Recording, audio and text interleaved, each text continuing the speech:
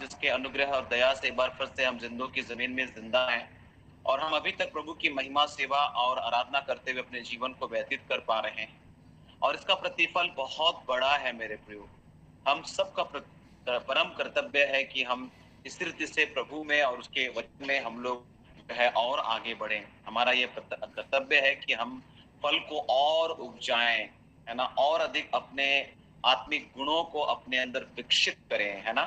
सो मैं प्रभु को धन्यवाद देता हूँ अपने जीवन के लिए भी, आप सबके जीवन के लिए भी। आप सब जहां से भी जुड़ते हैं, जिस भी गांव से, शहर से, राज्य से, परमेश्वर पिता, पुत्र और पवित्र आत्मा के नाम से आप लोगों को बहुतायत के साथ आशीष मिले। एक बहुत ही जाना माना वचन के साथ मैं आज की शाम आपसे बात करना चाहता हूं और जो हम लोगों को मिलता है पहला पत्रस उसका 2 अध्याय और उसका 9 पद। बहुत ही जाना माना यह संदर्भ है और मैं चाहता हूं कि आप सब इसे निकाल लें और मैं इस बार चाहूंगा कि कोई एक भाई फिर एक बहन, 2 लोग इसको पढ़ें और जब आप पढ़ते हैं तो आप यहाँ पर जहां तुम शब्द आप देख रहे हैं वहां मैं शब्द लगाइए। जैसे मैं पढ़ रहा हूं कि मैं एक चुना हुआ वंश और राज पदधारी याजकों का समाज और पवित्र लोग और परमेश्वर की निज प्रजा हूं, है ना। ऐसा करके आपको पढ़ना पड़ेगा, इसलिए कि इसने मुझे अंधकार से अपने अद्भुत ज्योति में बुलाया है, उसके गुण को प्रकट करूं। एक भाई पहले और एक बहन बात करेंगे। चलिए अंधकार करते हैं।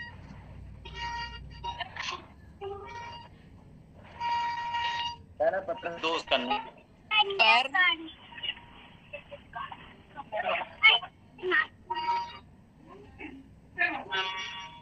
चलिए एक बार पहले पढ़ेंगे।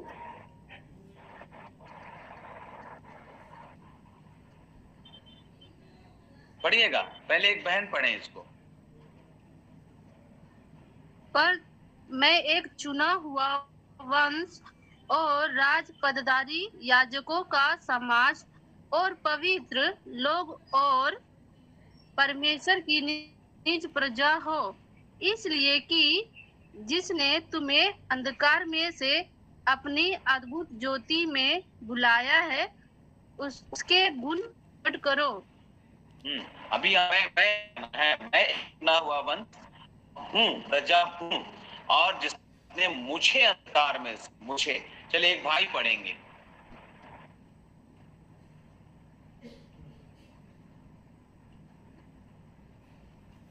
कोई एक भाई पढ़ दीजिए।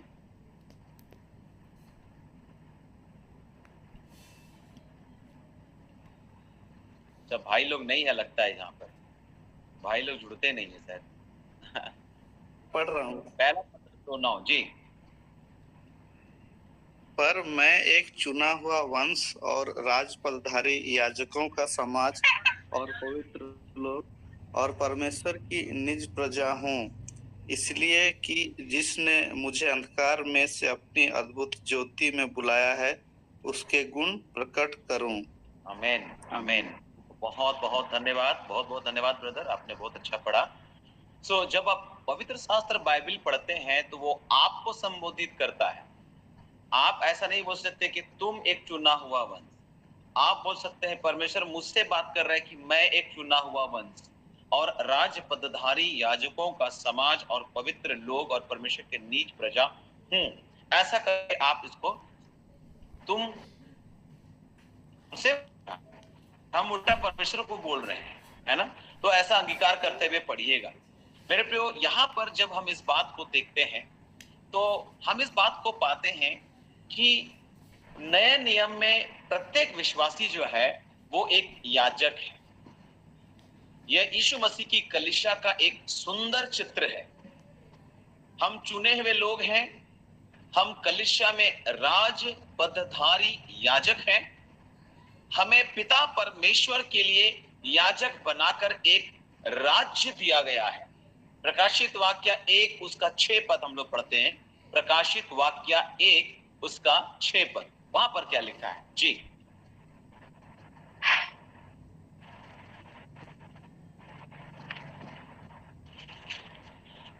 और हमें एक राज्य और अपने पिता परमेश्वर के लिए याजक भी बना दिया। हाँ। उसी की महिमा और पराक्रम युगान युग रहे। आमीन। आमीन। अब यहाँ स्पष्ट यहाँ बता दिया जा रहा है कि हमें पिता परमेश्वर के लिए याजक बना करके एक राज्य दिया गया है।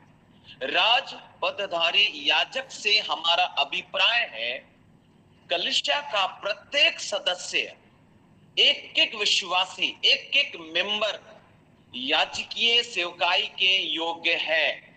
परमेश्वर आपको याजक ठहराता है।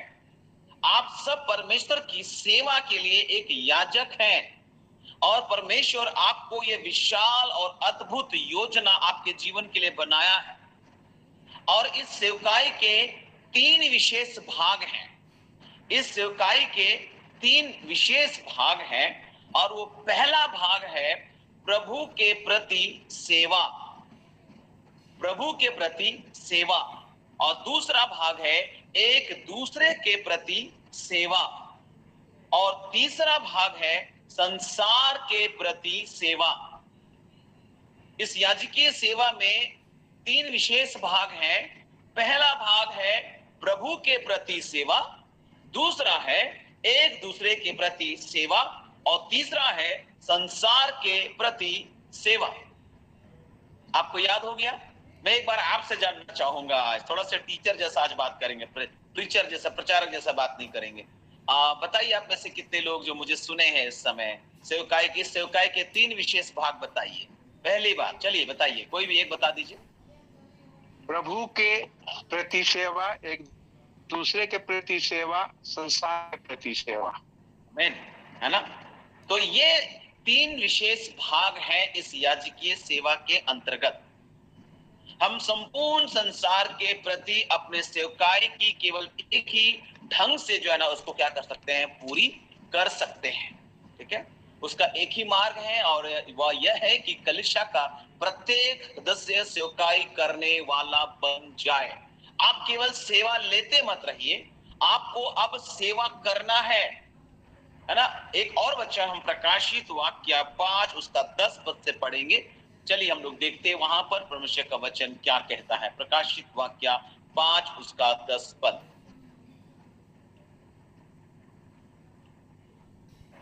हमारे परमेश्वर के लिए एक राज्य और याजक बनाया और वे पृथ्वी पर राज करते हैं। आमीन। हमें अच्छे बनाया है ताकि परमेश्वर और पिता की सेवा की जाए और हम इस पृथ्वी पर राज्य कर सकें। हालेलुया।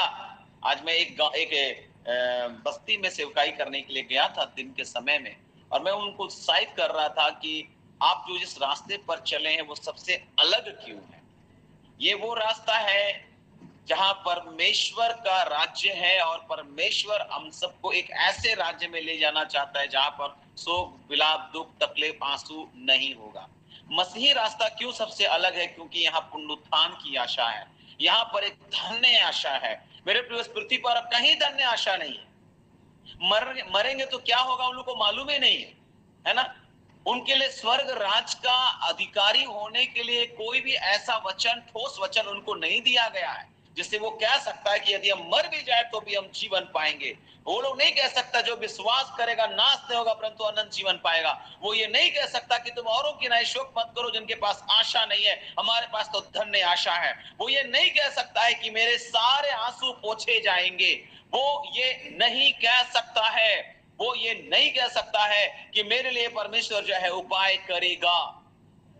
मेरे प्रियो, लेकिन हम और आप कह सकते हैं जब हम अकेले होते हैं वो हमारे साथ रहता है, जब हम अशांति में होते हैं वो हमें शांति देता है, जब हम निरुपाय होते हैं वो हमारे लिए उपाय करता है, जब हम बीमार होते हैं वो हमारे लिए चंगा करने वाला यहोवा राफा बनकर हमारे संग खड़ा हो जाता है। हालेलुया।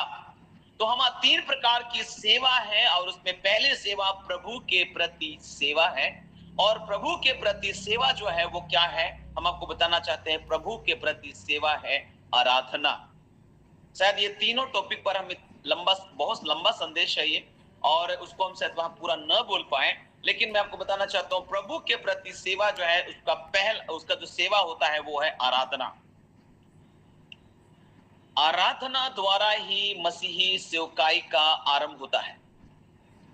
देखिए, मसीही सेवकाई का जो आरंभ होता है वो आराधना के साथ शुरू होता है। परमेश्वर की आराधना करना एक कुएं के समान है जिसके भीतर से सेवकाई के कार्य उमड़ सकते हैं, उमड़ पड़ते हैं, है ना। परमेश्वर के प्रति हमारी याजकीय सेवा के 4 कार्य अगर हम बोलेंगे तो उसके अंदर, है ना, ये जो प्रभु के प्रति सेवा है उसमें 4 बातें सम्मिलित हैं। याजकीय सेवा के अंदर 3 बातें हैं और प्रभु के प्रति जो सेवा है उसमें 4 बातें हैं। और वो क्या है? पहला है प्रार्थना, दूसरा होता है स्तुति और प्रशंसा, तीसरा होता है धन्यवाद और चौथा होता है आराधना।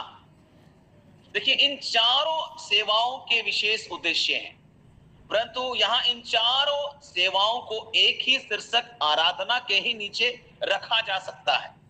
यह हालांकि अलग अलग चीज है, प्रार्थना अलग है, स्तुति और प्रशंसा अलग होता है, धन्यवाद अलग होता है और आराधना भी अलग होता है, लेकिन इसको हम आराधना के नीचे रख सकते हैं। परमेश्वर हमारा स्वर्गीय पिता है, वह सबसे बढ़कर हमसे प्रेम और आराधना की अपेक्षा करता है। मेरे प्रिय, आराधना हम उसी की कर सकते हैं जिसे हम इसके योग्य समझते हैं। आप जिसको योग्य नहीं समझते उसकी कभी आराधना नहीं करेंगे। परमेश्वर हमारे प्रेम के योग्य है मेरे प्रियो, क्योंकि उसने पहले हमसे प्रेम किया, उसका प्रेम महान है। पहला यूहन्ना 4 अध्याय उसका 19 पद मेहरबानी करके कोई पढ़ दे। पहला यूहन्ना 4 उसका 19 पद, वहां पर क्या लिखा है? पहला यूहन्ना 4 उसका 19 पद। हालेलुया।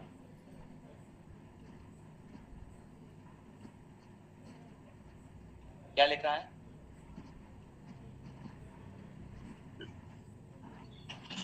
हम इसलिए प्रेम करते हैं कि पहले उसने हमसे प्रेम किया। आमीन। हम क्यों प्रेम करते हैं? क्योंकि पहले उसने हमसे प्रेम किया। कई बार फरीसियों ने यीशु पर कठिन सवालों के जो है ना बौछार लगा दिए। आप सभी को मालूम है, बाइबल जब हम पढ़ते हैं, यीशु मसीह जब सेवकाई कर रहे थे तो हमेशा सवाल लेकर के फरीसी लोग आते थे। बड़ी भीड़ होती थी यीशु मसीह के पीछे और उस भीड़ में कई तरह के लोग होते थे। उस भीड़ में कुछ लोग हैं जो सचमुच यीशु मसीह से प्रेम करते हैं, वो उनके पीछे पीछे आ रहे हैं उसको सुनने के लिए। उस भीड़ में कुछ लोग हैं जो रोटी खाने आते हैं क्योंकि यीशु मसीह रोटी भी खिलाते थे। और उस भीड़ में कुछ लोग ऐसे होते खाली चंगाई लेने के लिए आए हैं, चंगाई लेंगे घर चले जाएंगे। और उस भीड़ में कुछ ऐसे भी लोग थे जो सवाल लेके आते थे कि कैसे इसको पकड़ेंगे, सवाल डालेंगे और उनको फंसाएंगे, उसको पकड़ सके, उनकी गलतियों को पकड़ सके। एक बार उन्होंने यीशु मसीह से पूछा, है ना, कि परमेश्वर की व्यवस्था में सबसे बड़ी आज्ञा कौन सी है? तो प्रभु यीशु ने उनको बड़ी सरलता से परंतु बहुत ही प्रभावशाली रीति से उनको उत्तर दिया, जिससे वो लोग शर्मिंदा हो गए। यीशु मसीह को सवाल दागते थे और यीशु मसीह बड़े प्यार से, बड़े सरलता से एक एक सवाल का जवाब दे देते थे। देखिए, कभी कभी हम सबके जीवन में भी ऐसा स्थिति होता है जब हमको कई लोग विरोध करते हैं और हम उसको सवाल का जवाब नहीं दे पाते हैं। तो परमेश्वर का आत्मा वास्तव में इसलिए भी दिया गया है कि ऐसे कठिन क्षणों में हम कैसे जवाब दें, कैसे हम इस रास्ते को अपनाए हैं। तो इसका जो है हमारे पास बहुत विरोध भी होगा, क्योंकि यदि हम संसार से प्रेम रखते तो संसार हमसे प्रेम रखता, क्योंकि हमने संसार से बैर रखा है इसलिए संसार हमसे बैर रखता है। तो ये तो स्वाभाविक है। इसलिए जब आप सत्य के पीछे चलेंगे तो झूठ को तो बर्दाश्त होगा नहीं, है ना, और वो अगेंस्ट खड़ा होगा, विरोध में खड़ा होगा और तरह तरह से हमें अपमानित करने का, टॉर्चर करने का, सताने का जो है ना योजनाओं को बनाएगा। और ऐसे समय में परमेश्वर ने वादा किया कि आत्मा के द्वारा तुम्हें बता दिया जाएगा कि किस घड़ी क्या बोलना है। पवित्र आत्मा हमारी मदद करता है कि कब हम कैसे और कहां क्या बोलें। यीशु मसीह ने जब सवाल पूछे जाते थे बड़े सरलता से और प्रभावशाली रीति से उत्तर देते थे और सदुकी फरीसी जो है ना शर्मिंदा हो जाते थे। तो एक बार उसने जब उनसे पूछा कि परमेश्वर की व्यवस्था में सबसे बड़ी आज्ञा क्या है, तो उसने उससे कहा कि तू परमेश्वर अपने प्रभु से अपने सारे मन और अपने सारे प्राण और सारी बुद्धि के साथ प्रेम रख। बड़ी और मुख्य आज्ञा तो यही है। मेरे प्रियो, यीशु मसीह ने बड़े सरलता से और प्रभावशाली रीति से ये जवाब दिया और वो लोग शर्मिंदा हो गए। ये बड़ी आज्ञा है कि परमेश्वर से सारे मन, सारे प्राण और सारी बुद्धि के साथ क्या रखना? प्रेम रखना। ये पहली आज्ञा है ना। और दूसरी आज्ञा अपने पड़ोसियों से अपने समान प्रेम रखना। लेकिन पहला है परमेश्वर की आराधना। याद रखिएगा, सेवकाई में सबसे पहले आराधना होता है। कई लोग सेवा पहले करते हैं, आराधना बाद में करते हैं। अभी मैं आपको समझाऊंगा। जिसकी हम आराधना करते हैं उससे हम प्यार भी करते हैं, और जिससे हम प्रेम करते हैं उसकी हम आराधना भी करते हैं। जब हम परमेश्वर के साथ सहभागिता करते हैं तभी हमारे मन में परमेश्वर के प्रति आराधना उमड़ती है। पिता होने के नाते परमेश्वर अपने परिवार से संगति की इच्छा करता है। ये आराधना एक संगति है परमेश्वर से, परमेश्वर के साथ संगति। वो पिता है। आप जो संसारिक माता पिता है अपने बच्चों के साथ मिले रहना चाहते हैं। आप नहीं चाहते कि आपके बच्चे आपसे दूर चले जाए। वो काम के सिलसिले में बाहर चले जाते हैं, वो अलग बात है, लेकिन अगर रिश्ते से अगर वो दूर चले जाए, आपके संबंध से अगर दूर चले जाए तो किसी भी माता पिता को कष्ट होगा मेरे प्रिय। हमारा स्वर्गीय पिता भी ऐसा ही है। अगर आप उसके संगति से दूर चले जाते हैं तो उसको बहुत दुख होता है। आराधना का उद्देश्य में ये बहुत बड़ी बात है, परमेश्वर के साथ मिले रहना। संगति की इच्छा परमेश्वर चाहता है, पिता चाहता है। वो अपने प्रेम के बदले में हमसे प्रार्थना, प्रशंसा और आराधना की इच्छा करता है। हम उसके प्रेम का प्रत्युत्तर इसी प्रकार देते हैं। जब हम उसके निकट आते हैं तो वो भी हमारे निकट आता है। याद रखिएगा, याकूब 4:8 कोई मेहरबानी करके पढ़ेंगे, वहां पर क्या लिखा है? याकूब 4:8। आज हम एक टीचर के समान थोड़ा धीरे धीरे आपसे बात करेंगे। जी,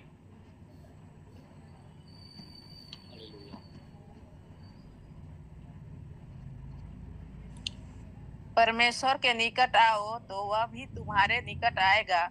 हे पापियों, अपने हाथ शुद्ध करो, और हे चुलंदे लोग, अपने हृदय को पवित्र करो। आमीन। देख रहे हैं, परमेश्वर के निकट आओ तो वो भी तुम्हारे निकट आएगा। कुछ लोग बोलते हैं प्रभु तू किधर चला गया? प्रभु बोलता है तू किधर चला गया तू देखना, है ना मेरे प्रियो। हम खो गए हैं और हमको लगता है कि परमेश्वर खो गया है। बाइबल बताती है मनुष्य का पुत्र खोए हुओं को ढूंढने आया है। लेकिन आजकल लोग परमेश्वर को ढूंढते हैं। आप संसार में जाइए, लोग परमेश्वर को ढूंढ रहे हैं। कहां कहां ढूंढ रहे हैं।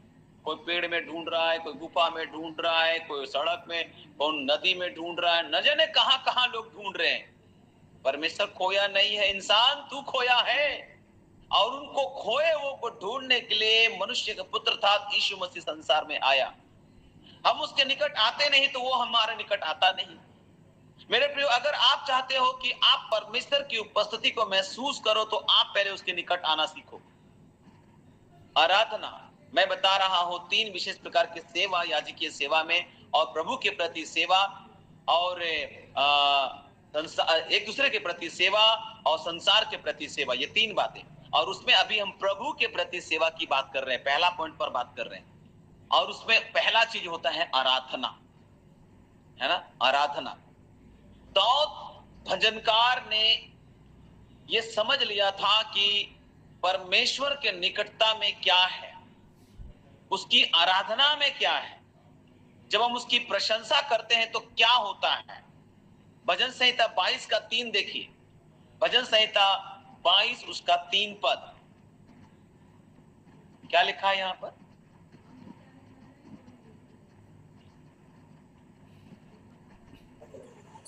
परंतु तू जो इजराइल की स्तुति के सिंहासन पर विराजमान है, तू तो पवित्र है।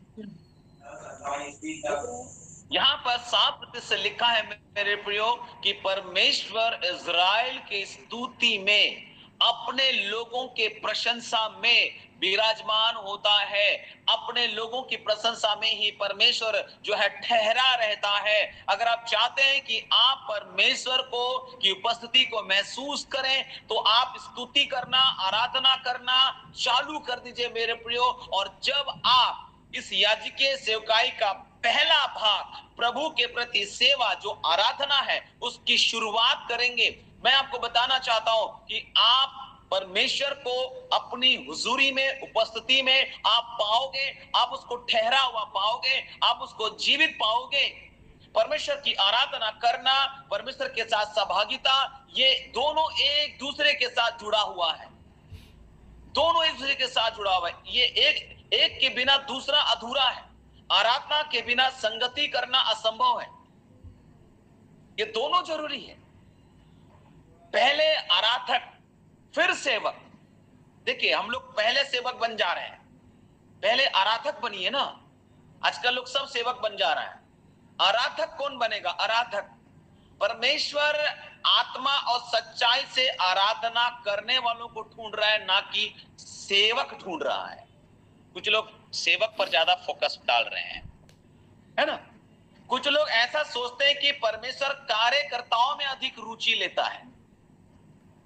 मेरे प्रियो, वो अपने चेलों में कार्यकर्ता नहीं ढूंढ रहा है, वो अपने चेलों में आराधकों को, उपासकों को ढूंढ रहा है जो आत्मा और सच्चाई से उसकी आराधना कर सके। यूहन्ना 4 का उसका 23 पद में यही लिखा हुआ है। परमेश्वर वहां कार्यकर्ता या सेवक नहीं ढूंढ रहा है, परमेश्वर आराधकों को ढूंढ रहा है जो आत्मा और सच्चाई से उसकी आराधना करें।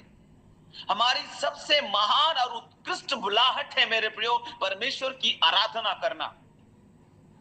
कभी कभी सेवक लोग बोलते हैं हमारा स्टैंडर्ड तुम्हारे से थोड़ा ऊंचा है क्योंकि हम सेवक हैं। आप बोलिए मैं आराधक हूं। परमेश्वर आराधक ढूंढ रहा है।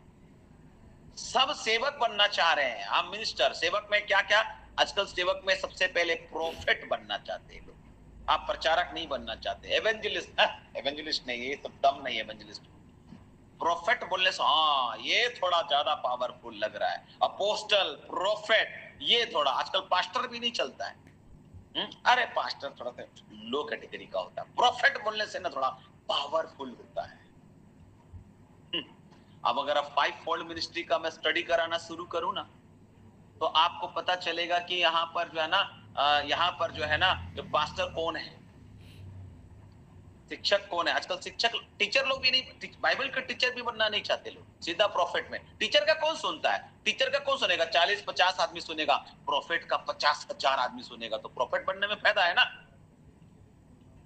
लेकिन मेरे प्रिय, मैं आपको बताना चाहता हूं, ये जो 5 फोल्ड मिनिस्ट्री है उसको ऐसा कर सकते हैं। 5 प्रकार की सेवकाई, ऐसा हाथ आप दिखा सकते हैं। और उसमें ये जो होता है ये है प्रेरित, ये जो होता है ये है भोजदत्ता, ये जो होता है ये है प्रचारक, ये जो होता है ये है पास्टर, और ये जो होता है सबसे छोटी वाली अंगुली ये टीचर है। कभी कभी लोग जो है ना सोचते हैं कि ये ज्यादा इंपॉर्टेंट है, ये जो भोजदत्ता है ना वार्निंग दे रहा है ऐसा ऐसा कर।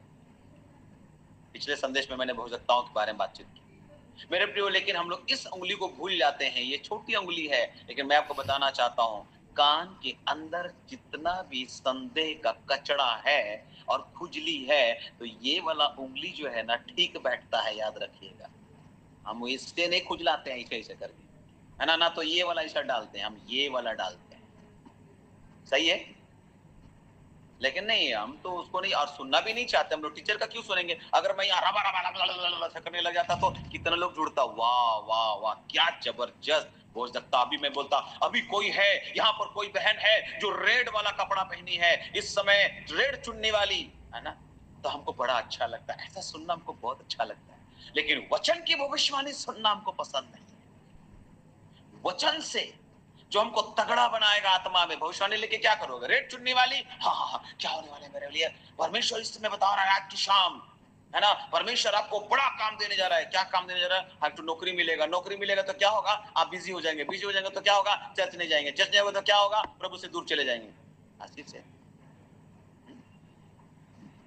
एक भविष्यवाणी मैंने ऐसे सुना, एक भविष्यवाणी ऐसे सुना, गवाही सुन रहे थे, भविष्यवाणी हुई थी तो गवाही आया। वो गवाही क्या हुआ?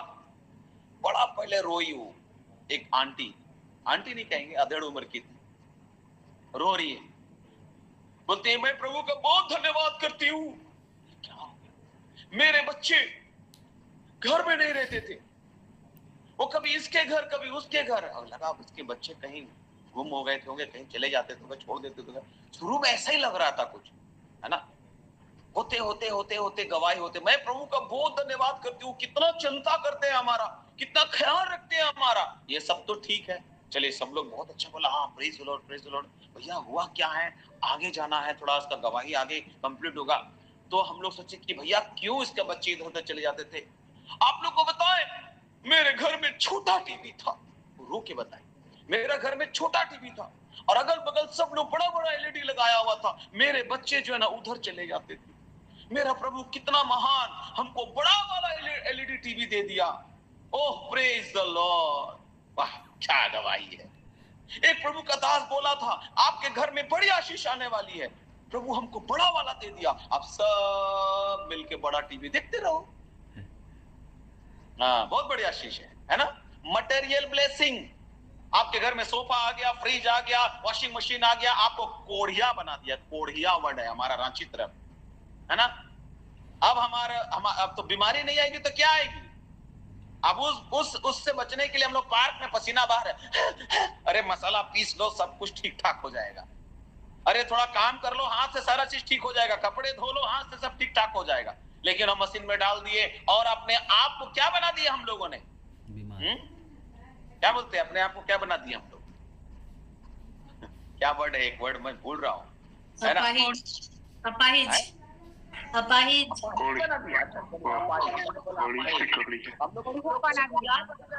सुकुमारी, फुलकुमारी। अब हाथ से कभी कपड़े धोए नहीं, मशीन में डाल रहे हैं तो हाथ तो एकदम मुलायम मुलायम होगा ना। आहा, तेरे हाथ कितने कोमल है ना। आज जब कुछ तकलीफ आता तो सह नहीं पा रहा है, चल नहीं पा रहा है, थोड़ा दूर चलता है तो हाँफने लग जाता है। मेहनत करेंगे नहीं तो यही होगा। कुछ लोग के हाथ तो बड़े प्यारे प्यारे, क्यों? क्योंकि हाथ से कपड़े नहीं धोते। अब तो मसाला भी हम लोग मशीन ही पीसता है।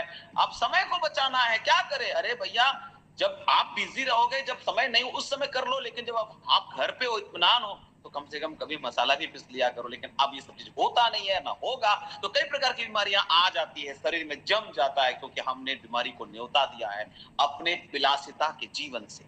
और बोलेंगे प्रभु तू क्या कर रहा है, प्रभु क्या कर रहा है, तू क्या कर रहा है, देख। खैर, ये एक अलग मैटर है ना। तो देखिए क्या होता है कि अभी ये जो है, ये जो उंगली है, ये शिक्षक है, और ये जितने संदेह का कचड़ा और खुजली ये ही ठीक करेगा। हम ये नहीं बोलते हैं कि ये और बाकी जो 4 सेवकाई है वो सही नहीं है। परमेश्वर ने इसको ठहराया है इफिसियों की पत्री में, और ये इसलिए ताकि उसकी कलीसिया उन्नति करे, उसका देह जो है वो उन्नति करे, और हर प्रकार का धोखा से बचे, भ्रम से बचे। ये 5 प्रकार की सेवकाई का एक अपना महत्व है, लेकिन इन 5 में से हम लोगों ने इसको महत्व दिया है। इसको, ये है भोजदत्ता, ये जो उंगली है ये भोजदत्ता है। लेकिन ये भी तो जानना है, ये भोजदत्ता क्या देता है। ये वाला उंगली में क्या है, ये उंगली में ये नहीं है, ये उंगली में है वार्निंग।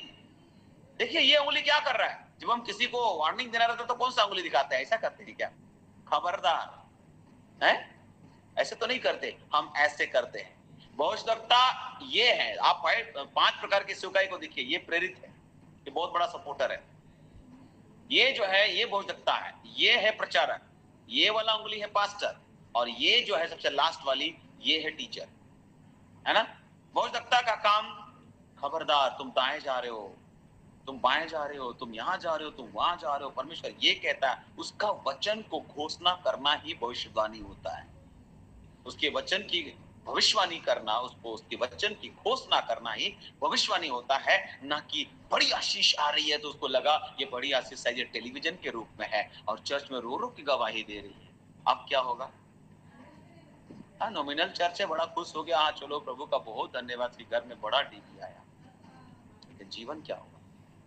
आज हम टीवी देख करके खुश हो रहे हैं, फ्रिज देख के खुश हो रहे हैं, वॉशिंग मशीन, फ्रिज हमने ले लिया, अच्छी अच्छी मिठाइयां हमने रख ली, हम नहीं खा पा रहे, गेस्ट लोग खाता है क्योंकि हमको शुगर है, हम नहीं खा पाएंगे, तो हम अच्छा मिठाई खरीद करके फ्रिज में रखते हैं और खाली ऐसे खोलते हैं और देखते हैं, मिठाई है, नहीं खाना, डॉक्टर मना किया, रख देते हैं। फिर मेहमान आता है तो उसको परोसते हैं, वो लोग बड़ा तारीफ करते हैं, वाह वाह वाह, मिठाई आपने दिया, इसलिए दिए क्योंकि हम तो खा नहीं पा रहे ना। इसको ब्लेसिंग बोलेंगे। आप घर में सो नहीं पा रहे हो अच्छे बिस्तर पर, है ना, चल फिर नहीं पा रहे हो, हमने अपनी जिंदगी कैसे बना दिया, सुखिया हो गए, फुलकुमारी हो गए, हमने खुद को अपाहिज, सही बात है, एक वर्ड हमने सुना, अपाहिज बना दिया हमने अपने आप को। मेरे प्रियो, हम बात कर रहे हैं याजकीय सेवकाई, और याजक लोग आम नहीं होते थे। याजक लोग, मैं आपको बताना चाहता हूं कि याजक की पहली सेवा आराधना होती है। कुछ लोग सोचते हैं कि सेवा करना चाहिए, सेवकाई, सेवक। देखिए, आराधक पहले बनिए फिर सेवक बनिए। हमारी सबसे महान और उत्कृष्ट बुलाहट परमेश्वर की आराधना करना है। यदि हम ऐसा करें तो क्या होगा मेरे प्रियो, परमेश्वर की हम इच्छा को पूरी करेंगे। सच्चे उपासक सदैव सच्चे कार्यकर्ता होते हैं। एक अच्छा आराधक ही एक अच्छा सेवक बन सकता है, याद रखिएगा। अभी कई लोग से आराधना होता नहीं, सेवकाई में तो पूरा कर रहा है, यहां दौड़ रहा है वहां दौड़ रहा है, तो भागा भागी काली कर रहा है, आराधना नहीं कर रहा है। आज यहाँ प्रचार करना है, यहाँ मीटिंग लेना है, यहाँ है, लेकिन आराधना कहाँ है? आज कई लोग पर्सनल डिवोशन में नहीं बैठते। पर्सनल आराधना, देखिए आराधना प्रार्थना अलग है, प्रार्थना तो खूब कर रहे हैं हम लोग। प्रार्थना में हमारे निवेदन है, निवेदन तो ऐसा लेके आ रहे हैं प्रभु के सामने जैसे राशन की दुकान में गए और लिस्ट थमा दिए, भैया चना इतना, चावल इतना, सत्तू इतना, तो ये उतना, सौंफ इतना, जीरा इतना, गरम मसाला, ये मसाला, हेन तेन ऐसे करके। हमारे प्रार्थना भी ऐसा ही है, लिस्ट थमा दिया प्रभु को, ये ले। हाँ, रोज हम प्रार्थना करते हैं। आराधना रोज करते हैं आप? आराधना में कितना समय बिताते हैं? प्रार्थना तो लंबा लिस्ट है, आराधना में कितना है? प्रभु की आराधना कितना हो रही है? मेरे प्रियो, मैं आपको बताना चाहता हूं, पहले एक आराधक बने फिर एक सेवक। एक सच्चा आराधक सदैव एक अच्छा कार्यकर्ता, एक अच्छा सेवक होता है। वास्तविक प्रेम सदैव प्रेमी को प्रेम करता है और उसकी इच्छा को पूरी करता है। इस वास्तविकता को मरियम और मार्था के जीवन में हम लोग देख सकते हैं। आप सबको कहानी पता है, लूका 10 अध्याय उसका 38 से लेकर के 42 पद की वो कहानी पता है। और जहां मार्था जो है वो रसोई में काम कर रही थी, मार्था रसोई में काम कर रही थी, वहां कुछ भी गलत नहीं हो रहा था, कुछ भी गलत नहीं हो रहा था। लेकिन यीशु मसीह ने किस सेवा को ज्यादा तरजीह दी, ज्यादा महत्व दिया? जो कोई भी इस प्रकार से करता है उसके लिए ये वचन कहा जाएगा, उसका ये भाग उसे छीना नहीं जा सकता। मसीहों का उद्धार इसलिए नहीं हुआ कि वे सेवकाई के कार्य को करें, परंतु इसलिए कि वो आराधना करें। आपका उद्धार इसलिए हुआ है, आपका उद्धार इसलिए हुआ है कि आप आराधना करें। आप आराधना करें इसलिए, न कि केवल आप सेवा करें। मेरे प्रियो, आपको बुलाया गया है कि आप मरियम बने। कुछ लोग मार्था बनने में ज्यादा इंटरेस्ट रखते हैं, यहां भाग रहे, वहां भाग रहे, भागम भागी। ठीक है वो सेवा, हम ये नहीं बोलते कि मार्था गलत की है, लेकिन मैं आपको बताना चाहता हूं कि हमारा पहला जो बुलाहट है वो आराधना है। सेवक बाद में, आराधक पहले। आराधना द्वारा ही मसीह सेवकाई का आरंभ होता है। और जब हम आराधना करेंगे मेरे प्रियो, ये उस कुएं के समान होगा जिसके भीतर से सेवकाई के कार्य जो है उमड़ पड़ेंगे। हमारी बुलाहट महान और उत्कृष्ट बुलाहट है परमेश्वर की आराधना करना। हमारा उद्धार इसलिए हुआ है कि हम आराधना करें। आराधना करने के लिए हम बुलाए गए हैं। परमेश्वर सबसे बढ़कर आराधना चाहता है। जब तक हम प्रभु के प्रति सेवा में सम्मिलित नहीं होंगे, तब तक हम दूसरों और संसार के लिए हमारी जो सेवा है वो असंभव। मेरे प्रियो, ये जो 3 प्रकार की सेवा है, प्रभु के प्रति सेवा, एक दूसरे के प्रति सेवा और संसार के प्रति सेवा, जब तक हम इस पहले नंबर में सही नहीं होंगे, हम 2 प्रकार की सेवा जो नीचे की सेवकाई है उसको हम नहीं कर पाएंगे, है ना। पहले नंबर की सेवकाई, प्रभु के प्रति सेवा जो आराधना है, जब तक ये नहीं हम कर पाएंगे तो हम एक दूसरे के प्रति जो सेवा है और संसार के प्रति जो सेवा है उसको हम कंप्लीट नहीं कर पाएंगे। अंताकिया की सेवकाई, अंताकिया की कलीसिया, माफ कीजिएगा, अंताकिया की कलीसिया के बारे में आप सबको मालूम है। अंताकिया सबसे पहले मसीही जो है, चेले लोग जो है अंताकिया में मसीही कहलाए, सबसे पहले उनको वहां मसीही कहा गया, है ना। अंताकिया की कलीसिया प्रमाणित करती है कि सेवा से पहले आराधना महत्वपूर्ण है। अंताकिया की कलीसिया, आप ध्यान से सुनिएगा, बड़ा अच्छा कलीसिया है ये, है ना। सेवा में जो है वो सेवा से अधिक आराधना जरूरत है। वो सेवा करने वाली कलीसिया थी, फिर भी उनके कार्यों से पहले आराधना जो है वो महत्वपूर्ण था। इससे पहले कि पौलुस और बरनाबास को पवित्र आत्मा सेवकाई के लिए अलग करे, है ना, कलीसिया के लोग क्या कर रहे थे आप देख सकते हैं। प्रेरितों के काम 13 अध्याय उसका 2 पद एक बार पढ़ लीजिएगा। वे परमेश्वर की आराधना कर रहे थे। वहां पर देखिए क्या हो रहा है। मृत्यु के काम 13 उसका 2 पद जी। जब वे उपवास सहित प्रभु की उपासना कर रहे थे तो पवित्र आत्मा ने कहा, मेरे लिए बरनबास और साउल को उस काम के लिए अलग करो जिसके लिए मैंने उन्हें बुलाया। जब वे क्या कर रहे थे? प्रभु की उपासना कर रहे थे, फास्टिंग के साथ उपासना, वर्शिप, आराधना कर रहे थे। ऐसा नहीं कि वहां पर उस दिन वो लोग जो है ना सिलेक्ट कर रहा है किसको सेवा के लिए भेजा जाए। पहले आराधना, जब आप आराधना करेंगे तो सेवक तैयार हो जाएगा। जब आप आराधना करेंगे तो सेवा के लिए सेवक को नियुक्त किया जाएगा। और यहाँ पर ये अंतकिया में ये घटना हो रही है, जब वे उपवास सहित प्रभु की आराधना कर रहे थे तो पवित्र आत्मा ने कहा, मेरे निमित्त बरनबास और शाऊल को इस काम के लिए अलग करो जिसके लिए मैंने उन्हें बुलाया है। मृत्यु के काम 13:1 में बड़ी विचित्र बात है मेरे प्रियो की कलीसिया में बड़ी संख्या में बौद्धकता और उपदेशक अर्थात कार्यकर्ता थे। अगर आप देखेंगे तो वहां बहुत संख्या में, वहां 13:1 पढ़िए, वहां क्या लिखा है? अंताकिया की कलीसिया में कई भविष्यवक्ता उपदेशक थे, जैसे बरनबास और समौन जो नीगर कहलाता है, लुकियुस कुरेनी और चौथाई देश के राजा हेरोदेस का दूध भाई नाहेम और साउल। तो ये कलीसिया ये नहीं बोला, अरे भैया इतना सारा बौद्धकता लोग है यहाँ पर, कुछ भविष्यवाणी करो भैया, किसको सेवा के लिए अलग करना है। ये वो लोग नहीं किए। यहाँ पे लिखा हुआ है कि बहुत से बौद्धकता थे, बहुत से उपदेशक थे, लेकिन ये लोग सबसे पहले क्या कर रहे थे? आराधना कर रहे थे, उपासना, प्रभु की आराधना कर रहे हैं फास्टिंग के साथ। बहुत लोग थे वहां, बहुत बौद्धकता वहां थे, बहुत सारे कार्यकर्ता थे। उनकी प्राथमिकता सेवकाई नहीं बल्कि आराधना थी, याद रखिएगा। आज कुछ लोगों की प्राथमिकता सेवकाई ज्यादा है, आराधना नहीं। सेवा का काम करना, यहां वहां जाना, खाली दौड़ा दौड़ी कर रहे। आप बैठो, आराधना करो। मेरे प्रियो, वे भविष्यवाणी नहीं कर रहे थे वहां, जबकि थे वहां बौद्धकता। वे भविष्यवाणी नहीं कर रहे थे, वो आराधना कर रहे थे। आजकल सब बहुत लोगों का फोकस भविष्यवाणी की ओर चला गया। आज हम चाहते हैं कि हम मीटिंग में जाएं और वहां आराधना नहीं, कब जो हम भविष्यवाणी सुनेंगे।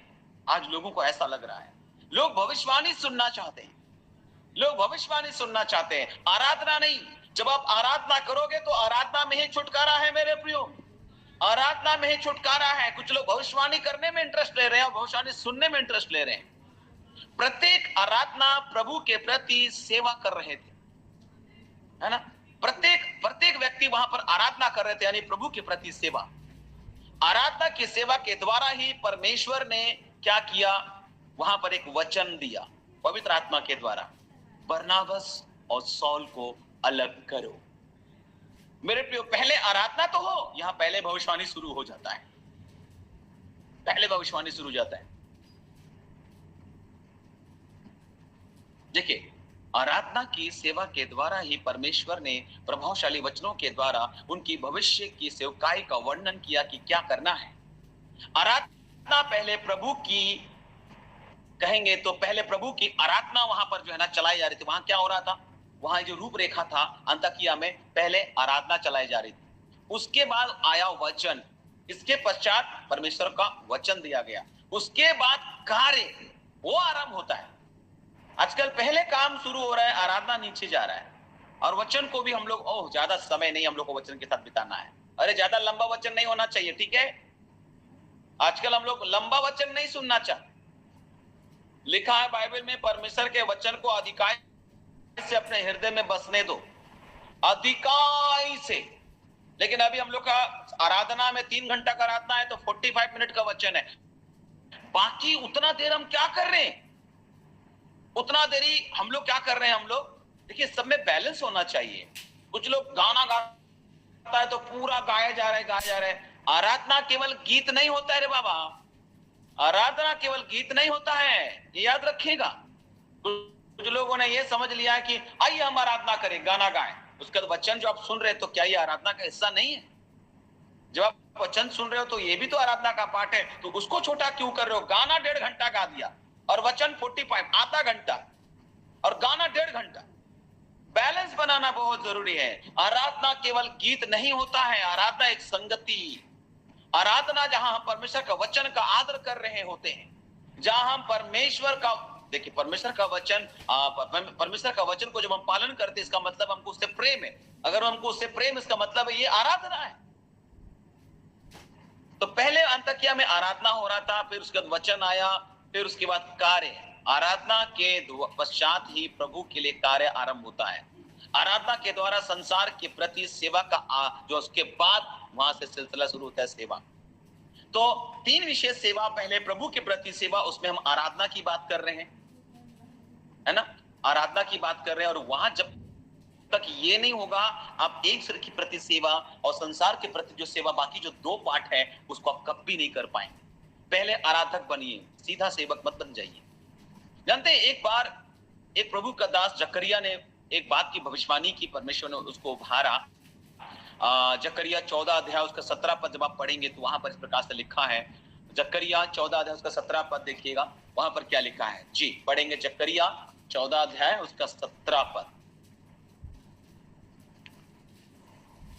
और पृथ्वी के कुलों में से जो लोग यरूशलेम में राजा अर्थात सेनाओं के यहोवा को दंडवत करने के लिए ना जाएंगे, उनके यहाँ वर्षा नहीं होगी, है ना। यहाँ लिखा है पृथ्वी के कुलों में से जो लोग यरूशलेम में राजा अर्थात सेनाओं के यहोवा को आराधना करने के लिए नहीं जाएंगे, तो उनके यहाँ वर्षा नहीं होगी। आराधना नहीं, वर्षा नहीं, है ना। जकरिया के इन शब्दों द्वारा हम आराधना की प्राथमिकता को यहां देख सकते हैं। अगर हम आराधना नहीं करेंगे तो वर्षा नहीं होगा।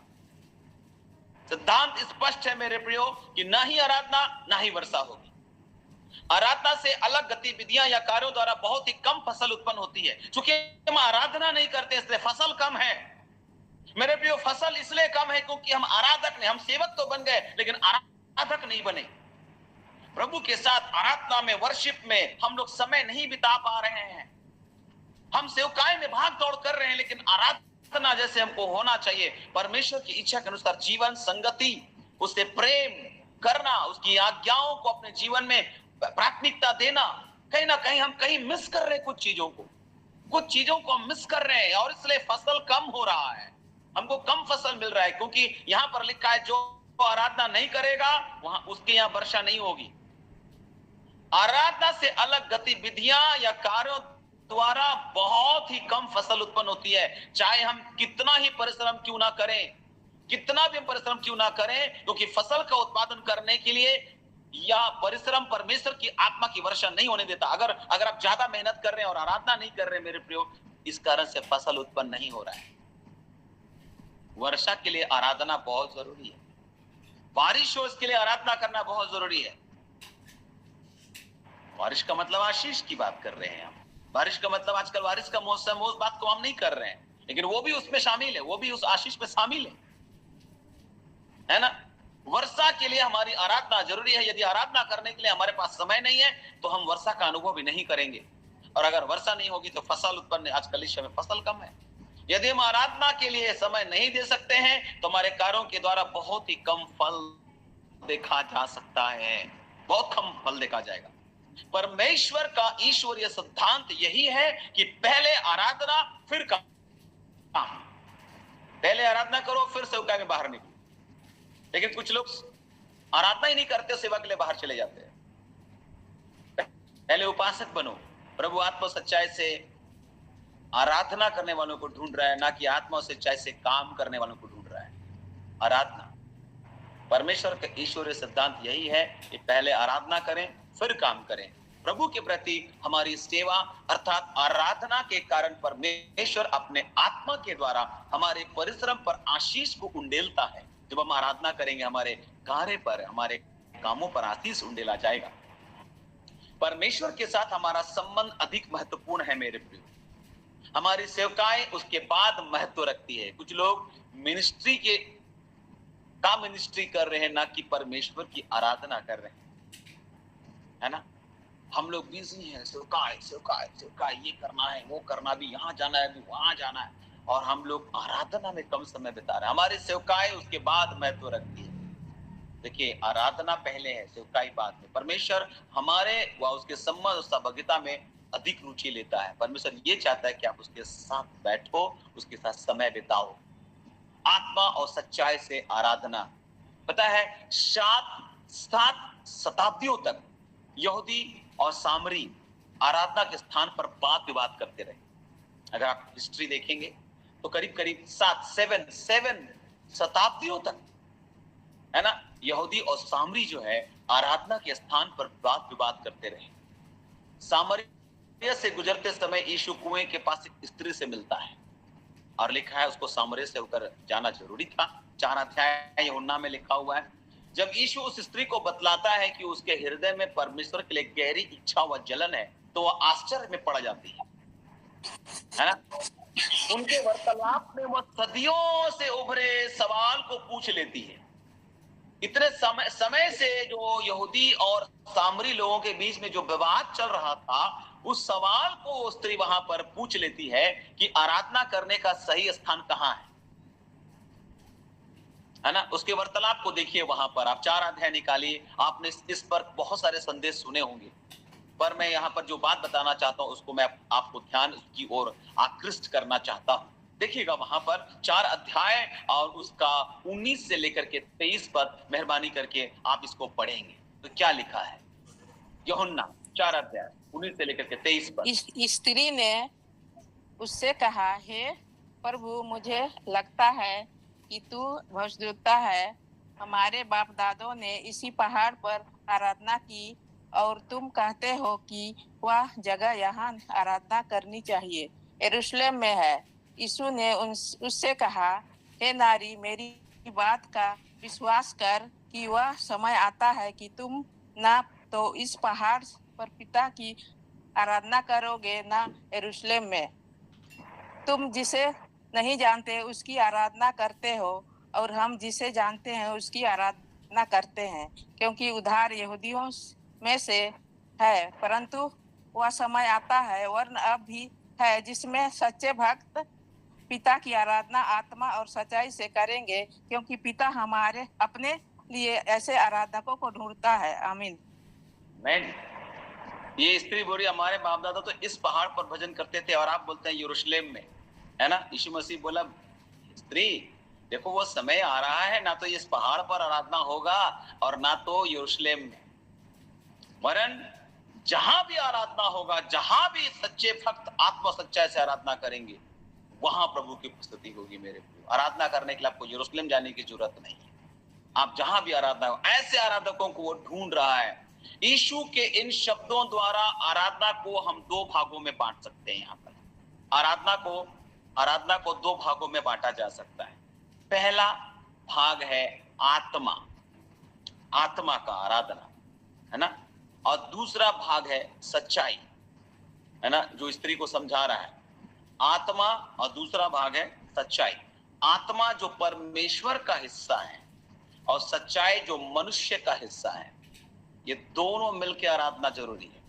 परमेश्वर का भाग है आत्मा और सच्चाई आपका भाग है। दूसरे शब्दों में, परमेश्वर और मनुष्य दोनों ही आराधना को पूरा करने के लिए अपना अपना भाग निभाते हैं। कैसे, इसको स्पष्ट करेंगे हम। आराधना में परमेश्वर के भाग में उसका पुत्र, उसकी आत्मा भी सम्मिलित है। याद रखिएगा, जब हम परमेश्वर की आराधना करते हैं तो वहां उसका पुत्र और उसकी आत्मा भी सम्मिलित है। इब्रानियों का लेखक हमारी आराधना में मसीह के भाग का उल्लेख करता है। दाऊद के भजन में मसीह के बारे में यूं लिखा है कि मैं तेरा नाम भाइयों को सुनाऊंगा। हमें भाई बोला गया। इस पद के द्वारा, इब्रानियों में लिखा हुआ 2:12 में, इस पद द्वारा एक बड़ा रुचिकर सवाल उठता है, बहुत ही खास सवाल उठता है। यीशु किस प्रकार कलीसिया के बीच पिता की स्तुति प्रशंसा कर सकता है? किस प्रकार से? स्तुति के लिए यीशु का गीत आप सबको मालूम है कि मैं विश्वास करता हूं कि वह हमारे होठों द्वारा स्तुति करवाता है, वो हमारे स्वरों का प्रयोग करता है। जब हम पवित्र आत्मा को अपने ऊपर कार्य करने देते हैं तो हमारे भीतर से यीशु द्वारा की गई प्रशंसा निकलती है। जब आप आत्मा को अपने अंदर आने की अनुमति देते हैं, मैं आपको बताना चाहता हूं, वो हमारे अंदर से स्तुति करवाता है। अब व्यक्ति यीशु मसीह पिता के दाहिने हाथ जा, अब व्यक्ति जो है यीशु मसीह के पिता के दाहिने जा बैठा है और उसी की आत्मा के द्वारा हम अपने भीतर उसकी उपस्थिति का अनुभव करते हैं। जब हम पवित्र आत्मा से भर जाते हैं मेरे प्रियो, तो वो आत्मा हमको उभारता है कि हम यीशु की बड़ाई करें।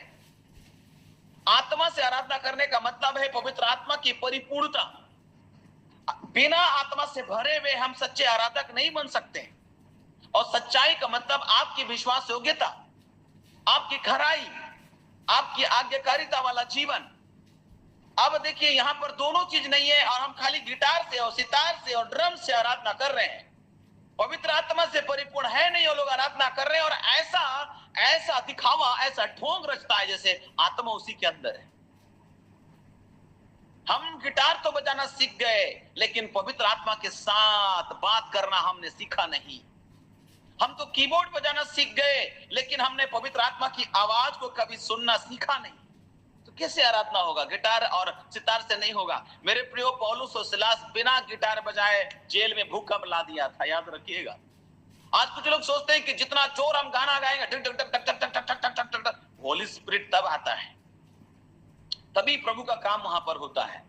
कुछ लोगों को लगता है साउंड सिस्टम में ही कुछ है, कुछ लोगों को लगता है गिटार में ही कुछ है, कीबोर्ड में ही कुछ है। मैं आपको बताना चाहता हूं कि आपके लाइफ में परमेश्वर का वचन अगर ना हो, अगर आप आत्मा से परिपूर्ण नहीं है, अच्छा गिटार भी बजा लीजिए, कुछ नहीं होने वाला। कानों को सुकून पहुंचेगा। क्या गाना गाया, बस इतना ही होगा मेरे प्रिय। पौलुस और सिलास बंधे हुए हाथों से भजन कर रहे थे और बंदीगिरी हिल गई, भूकंप आ गया, खुल गया, ताले खुल गए, जंजीरें खुल गई, वो आजाद हो गए। और केवल पौलुस और सिलास आजाद नहीं हुआ मेरे प्रियो, केवल वहां और जो कैदी थे वो आजाद नहीं हुए, लेकिन बाइबल बताती है वहां पर एक दरोगा था, वो भी आजाद हो गया। हालेलुया। मेरे सामने कूद करके मैं बोलता और प्रचार करता और आप लोग को मजबूर होना पड़ता कि आप जोर से कह दे हालेलुया बोल करके, है ना। मैं आपको देख नहीं पा रहा हूं, अफसोस। हम ऑनलाइन मीटिंग में हैं। ऑफलाइन मीटिंग में ज्यादा आदमी को जब हम देखते हैं ना, तो और ज्यादा मुझे नया नया कुछ बात मिलता है। अद्भुत बात मेरे प्रियो, अद्भुत बात कि ना केवल वहां पौलुस और सिलास आजाद हुआ, ना केवल वहां कैदी आजाद हुए, लेकिन वहां पर एक दरोगा आजाद हो गया उस दिन। आपकी आराधना न केवल आपको आजादी देती है, लेकिन आपकी आराधना आपके पड़ोसियों को, आपके संगी साथी जो भी लोग और भी हैं, उनको भी आजाद कर देता है। न केवल पौलुस सिलास वहां कारावास से निकल गए, लेकिन वहां पर एक व्यक्ति दरोगा जो वास्तविक बंधन में वो बंधा हुआ था, असली बंधन तो उसके साथ था, वो आजाद हो गया। उस रात वो आजाद हो गया। जब आप आराधना करोगे, आपके साथ अन्य लोग भी आजाद होंगे। Hallelujah, hallelujah.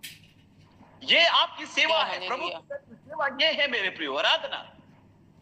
आराधना में परमेश्वर के भाग में उसका पुत्र और उसकी आत्मा दोनों सम्मिलित है ना।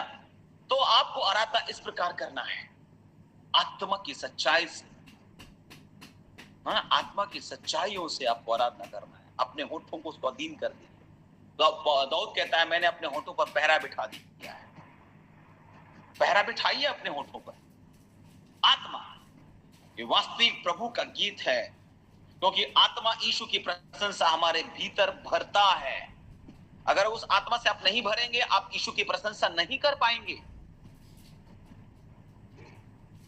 और ये आत्मा आपको परमेश्वर के सामने उपस्थित होने के लिए योग्य बनाता है।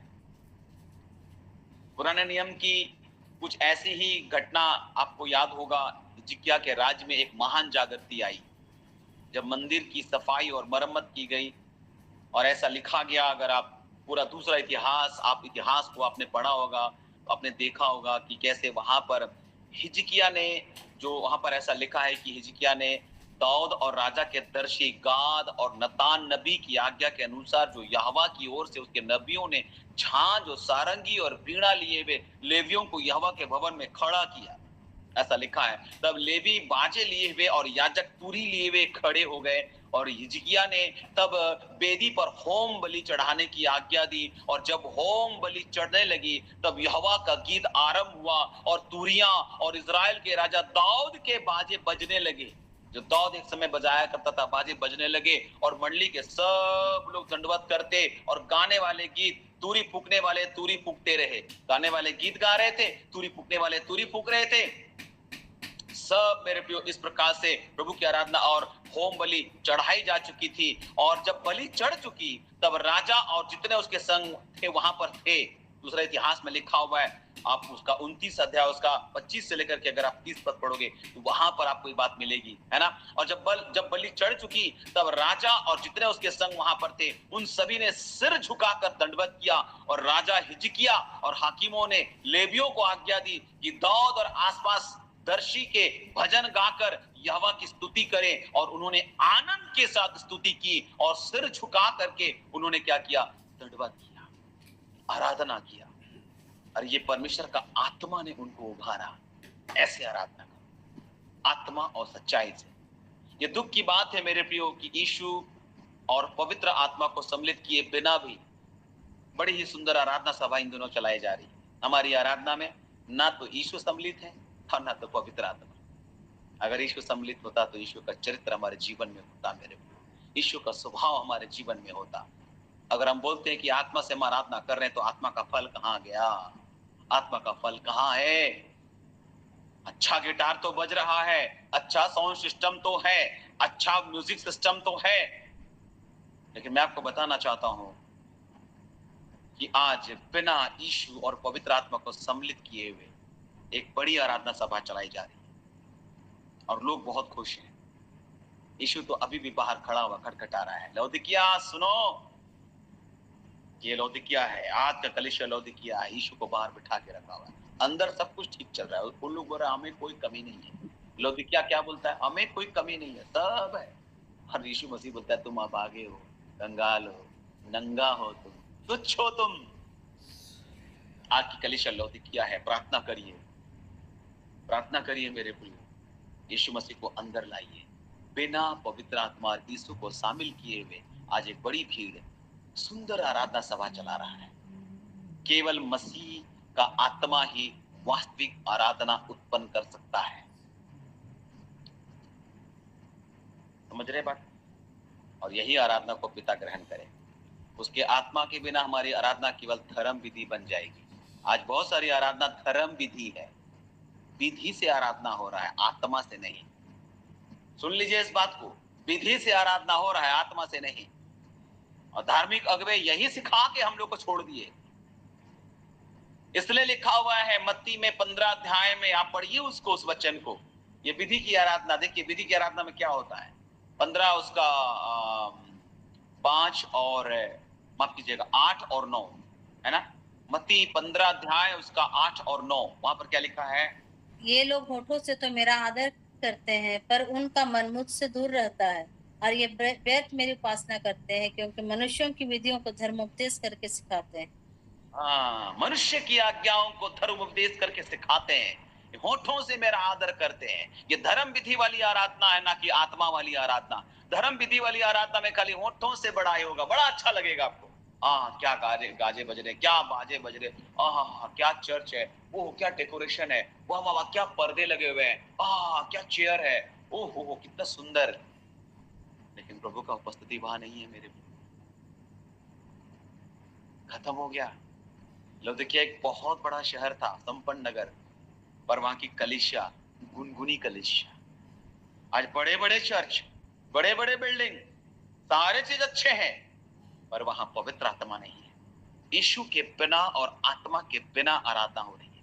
ये लोग होठों से मेरा आदर करते, उनका मन मुझसे दूर रहता है। ये व्यर्थ मेरी उपासना कर रहे हैं, प्रभु बोलता है। बेकार ये लोग कर रहे हैं इतना अच्छा अच्छा गाना गा, क्योंकि मनुष्य की विधियों को ही धर्मोपदेश करके सिखाते हैं ये लोग।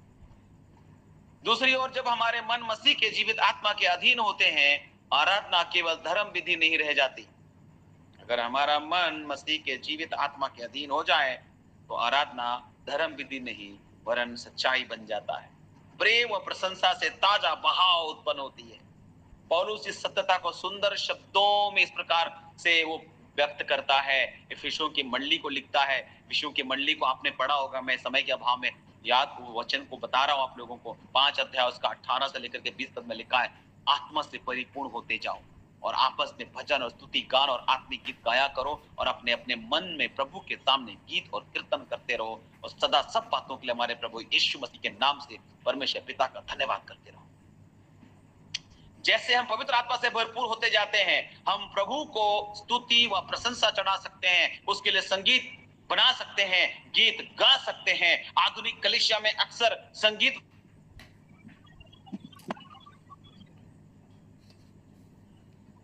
गाने के लिए सारा प्रबंध हो रहा है, आराधना के लिए नहीं हो रहा है। ओह, कैसा लगा मेरा गाना? हाँ, कैसे गिटार बजाए हम? क्या प्रभु आपकी आराधना से खुश है? आपका आराधना आपका एक जीवन शैली है। आपकी आराधना आपके बजाने का टैलेंट नहीं है, आपकी आराधना एक जीवन शैली है, एक जीने का तरीका। आपका जीवन कैसा है वो तो कहीं और खो गया है। आजकल सब टीम में सब ग्रुप बना के हर चर्च में जवान लोग बड़ा खुश है ना, और वहीं सेटिंग गेटिंग भी चलता है उधर में, है ना। ये सारी चीजें आराधना में क्या महत्वपूर्ण है, हम कहीं ना कहीं उसको खो रहे हैं। बाइबल में संगीत केवल इसलिए होता था कि प्रभु की प्रशंसा स्तुति हो सके, इसलिए नहीं कि हम किसी को सुनाएं, हाँ कैसा लगा हमारा गाना, कैसा लगा हमारा बजाना। मेरे प्रियो, आराधना में ये परमेश्वर का भाग है जहां हम आत्मा से आराधना कर रहे हैं, परमेश्वर के अधीन होकर, है ना, आत्मा में आराधना। और आराधना में जो मनुष्य का भाग है वो क्या है? मनुष्य का भाग है वो सच्चाई है। सच्चाई। जानते क्या बोलते हैं प्रभु भजन संहिता में? यहोवा के पर्वत पर कौन चढ़ सकता है? यहोवा के पर्वत पर कौन चढ़ सकता है? उसके पवित्र स्थान में कौन खड़ा हो सकता है? जिसके काम निर्दोष और हृदय शुद्ध है, जिसने अपने मन को व्यर्थ बात की ओर नहीं लगाया, ना कपट से शपथ खाई है। जब यहोवा की ओर से आशीष आएगा, वो व्यक्ति जो है यहोवा की ओर से आशीष पाएगा और अपने उद्धार करने वाले परमेश्वर की ओर से वो धर्मी ठहरेगा। भजन संहिता का ये हिस्सा को मैंने आप लोगों के लिए कहा, 24 अध्याय उसका 3 से लेकर के 5 पर। आराधना में मनुष्य का भाग केवल इतना है, वह सच्चाई से परमेश्वर के पास आए, सच्चाई से। उसके मन में कोई कपट नहीं होना चाहिए, छल नहीं होना चाहिए, कोई बुराई नहीं होना चाहिए, कोई डींग मार की बात नहीं होना चाहिए, निर्दोष होना चाहिए, हृदय शुद्ध होना चाहिए, व्यर्थ कल्पना के साथ नहीं। सच्चाई, इसका अर्थ है मनुष्य का दिल और उसके उद्देश्य स्वच्छ, पवित्र, निष्कपट, ये सच्चाई है। नहीं तो उसकी आराधना ग्रहण योग्य नहीं होगी।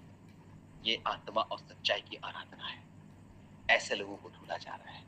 ऐसे पता है, मेल मिलाप वाले तंबू में जब याजक को सेवा दिया गया तो परमेश्वर ने मूसा को कुछ नियम दिए। मैं समाप्त कर रहा हूँ, अभी एक ही पॉइंट पर बात किया हूँ, 9 बज गए, है ना। एक ही पॉइंट पर प्रभु के प्रति सेवा, तो आगे कितना सारा चीज हो सकता है। मेल मिलाप के तंबू के नियम थे।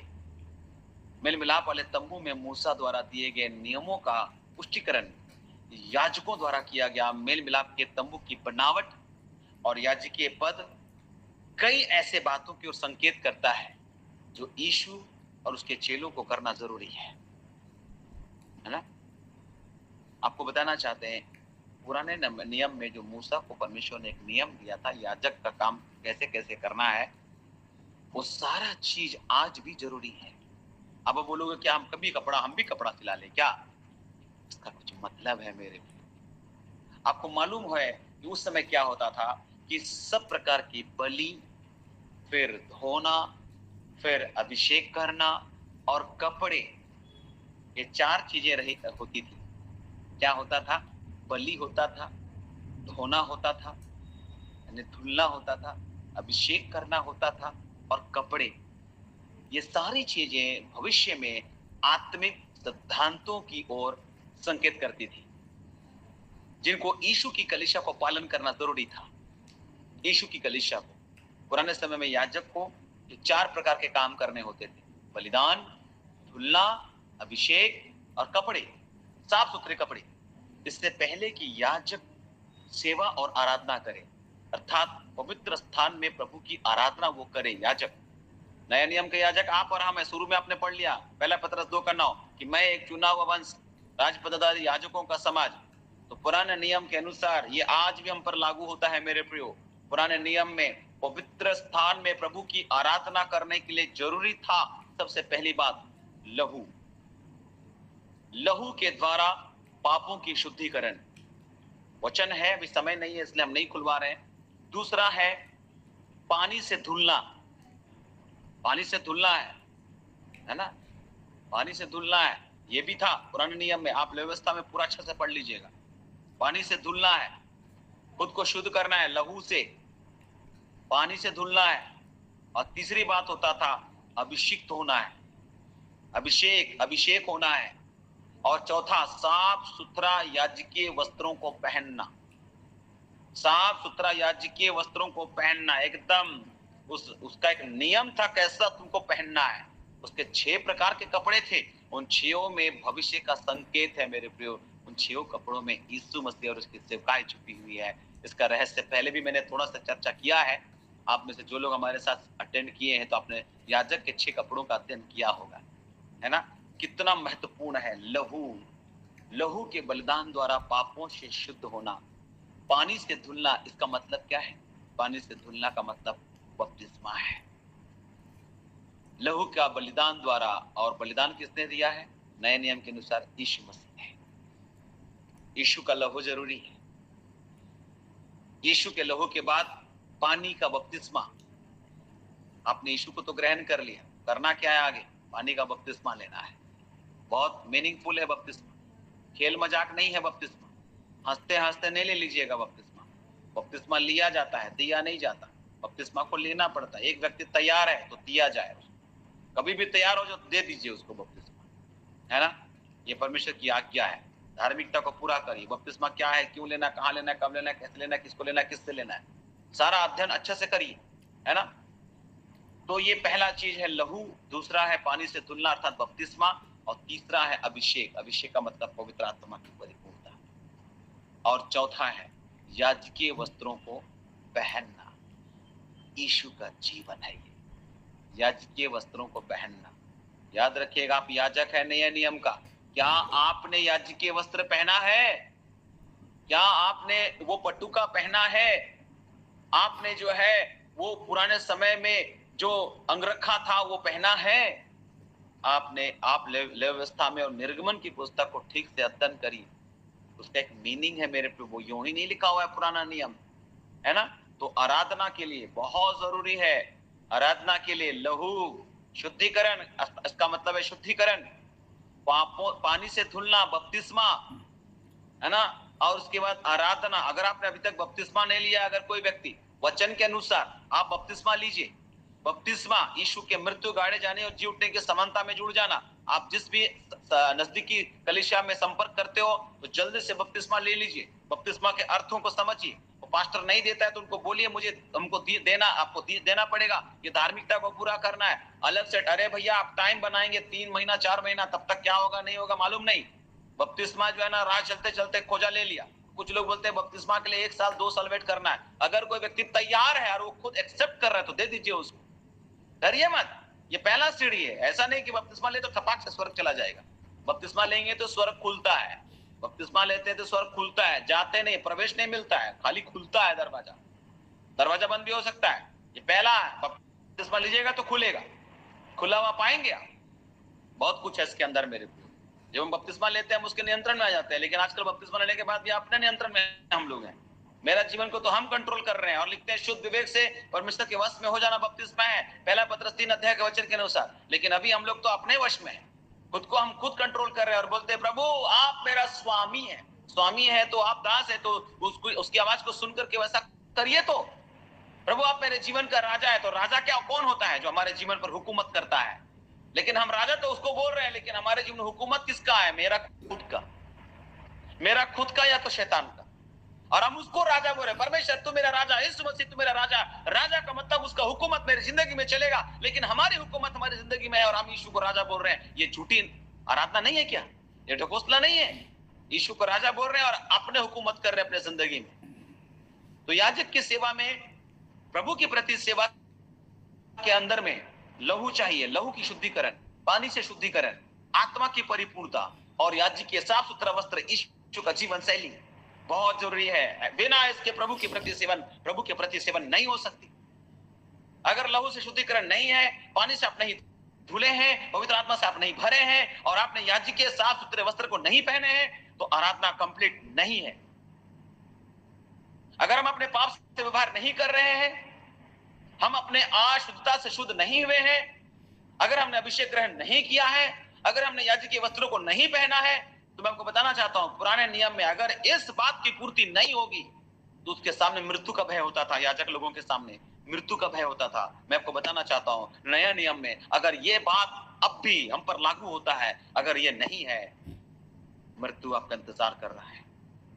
हम शारीरिक मौत की बात नहीं कर रहे हैं। उनको उस समय शारीरिक मौत का भय था, अब हम आपको बताना चाहते हैं अनंत मृत्यु का भय है। अगर यीशु का लहू आपने नहीं लिया है, पानी से नहीं धुले हैं, आत्मा का अभिषेक नहीं है, साफ सुथरा याजकीय वस्त्र, यीशु का जीवन आपके पास नहीं है, आपने यीशु को धारण नहीं किया है, तो आपके सामने भय है।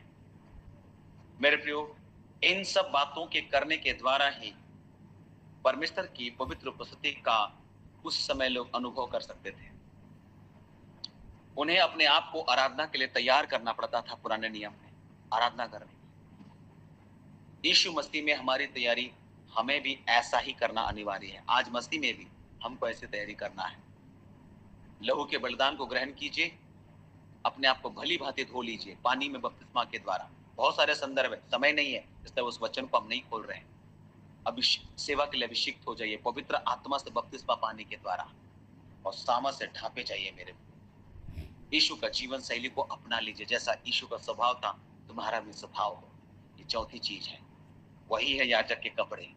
याजक का कपड़ा यीशु का स्वभाव है, यीशु का सेवकाई है, यीशु का जीवन है। याजक का कपड़ा, उसके अंदर बहुत सारी बातें छुपी हुई है। अगर आप जान लोगे, वो कपड़ा खाली कपड़ा पहन लेना नहीं होता है, उसके अंदर भेद छुपा हुआ है। पुराने नियम में कुछ भी ऐसा नहीं है ना। ऐसे नहीं कि हम ऐसे पढ़ ले रहे हैं, कुछ लोग ऐसे पढ़ ले रहे हैं, उसके अंदर भेद है, रहस्य है। प्रभु तो पवित्र आत्मा से मांगिए, दुआ करिए, प्रभु हमको समझ में नहीं आ रहा है, इतना कपड़ा ऐसा वैसा, ये पर्दा ऐसा वैसा, सबका मतलब है, सबका अर्थ है। अगर ऐसा आप समझ लेना बाइबल को, वाह, बाइबल आपके लिए सबसे मजेदार पुस्तक बन जाएगा। मेरे प्रियो, मैं यहाँ अपने संदेश को विराम देना चाहता हूँ। केवल मैंने प्रभु के प्रति सेवा जो आराधना है उस हिस्से को मैंने टच किया, और मैं विश्वास करता हूँ कि आज आप लोगों ने कुछ तो सीखा होगा। अगर आपने कुछ सीखा हो आज, तो मैं आप सबको उत्साहित करता हूँ आज की रात्रि की आप जरूर अपनी गवाहियों में जब आप इसको बताते हैं तो इसके द्वारा प्रभु की महिमा करें, है ना। आइए हम उस महान याजक के सामने खुद को समर्पित करें, है ना। आइए मेरे प्रियो, यीशु का लहू जो हमको नए और जीवित मार्ग में प्रवेश करने का साहस प्रदान करता है ना, हम उसकी महिमा करें। आइए सच्चे मन और पूरे विश्वास के साथ और विवेक का दोष दूर करने के लिए हृदय पर उसका लहू का छिड़काव को ले लें और देह को शुद्ध जल से धुलवाकर परमेश्वर के समीप आए और अपने आशा के अंगीकार को दृढ़ता से थामे, क्योंकि जिसने प्रतिज्ञा किया है वो सच्चा है। हाँ, जिसने हमें बुलाया है वो सच्चा है। कलीसिया के बीच में रहना चाहता है, कलीसिया के बीच में रहना चाहता है। प्रभु आप लोगों को बहुतायत के साथ आशीष प्रदान करे। प्रभु ने चाहा तो फिर एक बार जो इसी माध्यम से आपसे हमारी मुलाकात होगी। तब तक के लिए पास्टर सॉल को इजाजत दीजिएगा। मैं विश्वास करता हूँ कि आज आपने कुछ बातों को तो समझा और सीखा होगा। आगे और भी है बहुत सारी चीजें। अगले सप्ताह अगर हमारे पास ऐसा अवसर रहा, क्योंकि मैं काफी बिजी हो जा रहा हूँ, क्योंकि हमारी एक मीटिंग है यहाँ पर जमशेदपुर शहर में, उसकी तैयारी में मैं लगा हुआ हूँ। और मेरे पास अगर समय होगा तो मैं बुधवार हो सकता है फिर जुड़ जाऊँ, है ना। मैं देखूंगा समय को, माफी चाहूंगा। रोज आना चाहता हूँ, दिल तो चाहता है कि रोज आ जाऊँ, है ना, लेकिन कभी कभी इस प्रकार का सेवा का जो भाग आ जाता है उसके कारण से आज भी सुबह मैं निकला हुआ था एक जगह मीटिंग लेकर के, उसके बाद देर से पहुंचा। यहाँ प्रैक्टिस चल रहा था, बिजली नहीं थी आज, धन्यवाद। जैसे शुरुआत होने वाला था बिजली आ गई, है ना। तो काफी दिक्कत हो रही थी, कैसे करूँगा, अगर इन्वर्टर जो है चला जाएगा, बैटरी डाउन हो गई तो क्या करूँगा। प्रभु का धन्यवाद कि लाइट बना रहा और आप लोग भी बने रहे। प्रभु आप लोग को बहुत बहुत बहुत बहुत आशीष करे। सुबह के समय भाई मत्ती के हाथ में सौंपता हूँ। परमेश्वर का प्रेम और दया और आशीष सुरक्षा आप सबको प्रदान हो। आप सबको मेरा मसीह नमस्कार। जय मसीह की। Praise the Lord. जय मसीह। जय मसीह की।